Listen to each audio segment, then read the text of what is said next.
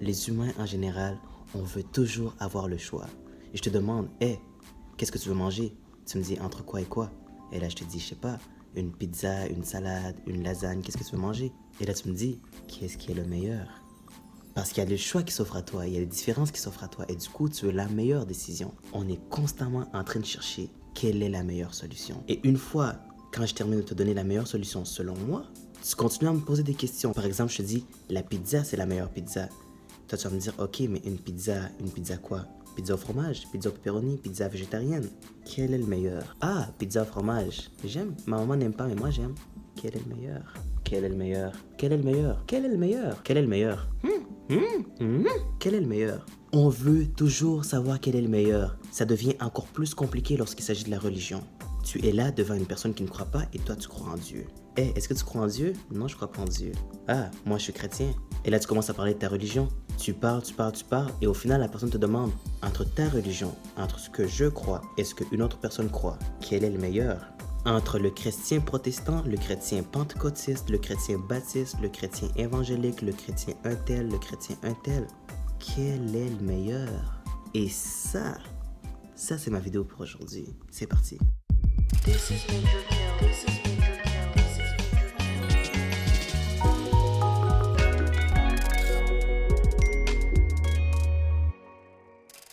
Alors cette semaine, j'étais en train de parler avec mon petit frère, on discutait, et là mon petit frère me dit « Ah mais les chrétiens en fait, on veut trop évangéliser, mais on n'est pas prêt à écouter les autres personnes, on n'est pas prêt à pouvoir interagir avec toutes les personnes qui sont contre notre confession. » Et là je dis pas tous les chrétiens, mais la grande majorité des chrétiens. Sauf que là j'ai commencé à parler avec un de mes meilleurs amis.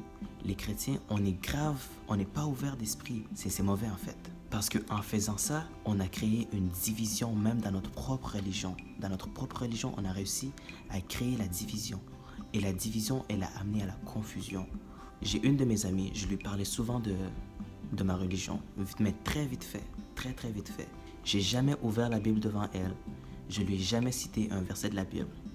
Mais cette personne-là savait que j'étais chrétien. Dans ce temps-là, cette personne-là croyait en Dieu, mais très vite fait. En mode genre, bon, elle va à l'église une fois par année et on n'en parle plus, tu vois. Aujourd'hui, guys, cette personne-là, elle croit en Dieu, elle va à l'église chaque semaine et sa foi chrétienne, elle a explosé, elle a monté en flèche, ok? Qu'est-ce que je veux dire par là? En tant que chrétien, on veut évangéliser, mais on n'évangélise pas nécessairement de la bonne façon des fois. Il y a deux façons de pouvoir évangéliser. Évangéliser avec sa bouche, mais évangéliser également avec ses actions. De la même façon que tu peux parler avec ta bouche ou parler avec tes actions, c'est de la même façon que tu peux évangéliser. Évangéliser avec les actions, c'est meilleur qu'avec la bouche parce que ça en dit plus. C'est plus sincère, c'est plus vrai, c'est plus réel qu'évangéliser avec la bouche. Et veux pas, avec ses actions, tu peux évangéliser sans pour autant briser les normes que la personne elle a préétablies. Par exemple, quand tu parles avec une personne qui n'est pas chrétienne, on a tendance à pouvoir justement extrapoler, sortir des versets, sortir ci, sortir ça.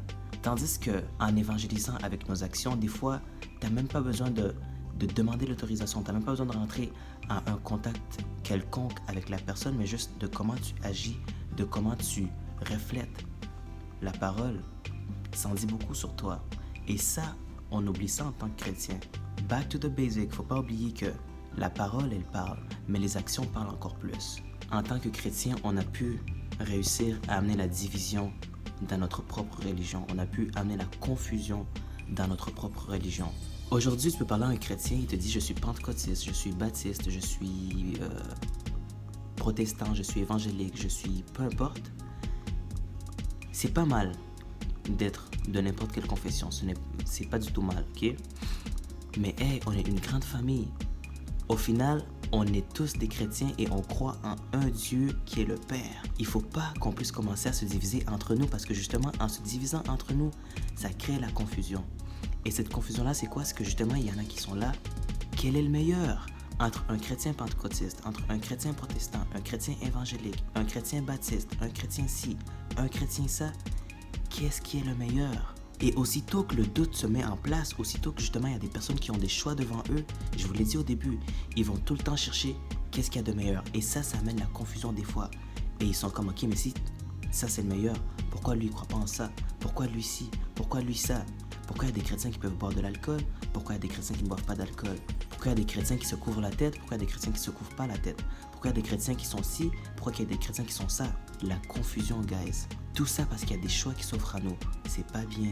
La Bible, elle est droite, elle est structurée. Ça le dit, ne rajoutez pas, ne retranchez pas. Et là, en ce moment, avec les chrétiens, on fait ça.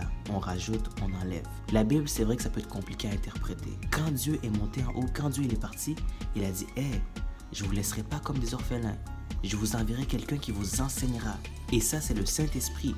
Au final, si tu es confus, si tu ne sais pas quoi choisir, si tu ne sais pas vers où te diriger dans ta marche chrétienne, demande à Dieu, n'hésite pas à demander à Dieu. Et au final, tu vas finir par avoir la réponse. Tu peux être spécifique par rapport à ce que tu demandes à Dieu. Hey Dieu, vers où est-ce que je dois me diriger? Vers où est-ce que je dois tourner mes yeux?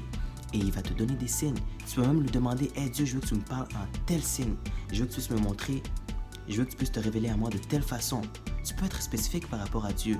Et il va te guider vers le droit chemin, vers le chemin que tu dois suivre, sans pour autant créer de division ou créer de confusion dans ta tête.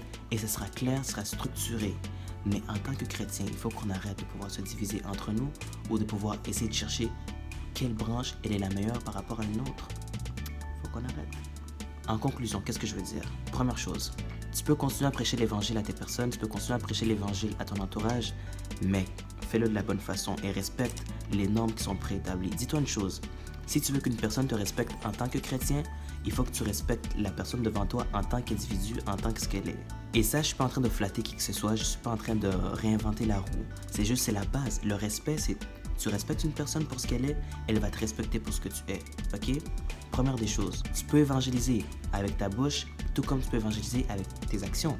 La troisième des choses, c'est qu'en tant que chrétien, par rapport à n'importe quelle confusion que tu as dans ta tête, demande au Saint-Esprit de te guider, demande à Dieu de pouvoir t'aider par rapport à cette confusion-là pour qu'il puisse t'ouvrir les yeux par rapport à tes questions. Et il va te guider, il va te montrer le droit chemin parce qu'il t'a dit « Je ne vous laisserai pas comme des orphelins ». Sauf que toi, avec ta confusion, ne va pas confondre d'autres personnes parce que ça va encore créer des divisions, ça va encore créer la confusion. Garde ça en tête, garde ça en tête. Tout ce que tu as besoin de savoir, c'est toi, tu es quoi, toi, tu es qui, et quelle est ta mission, quelle est ta tâche.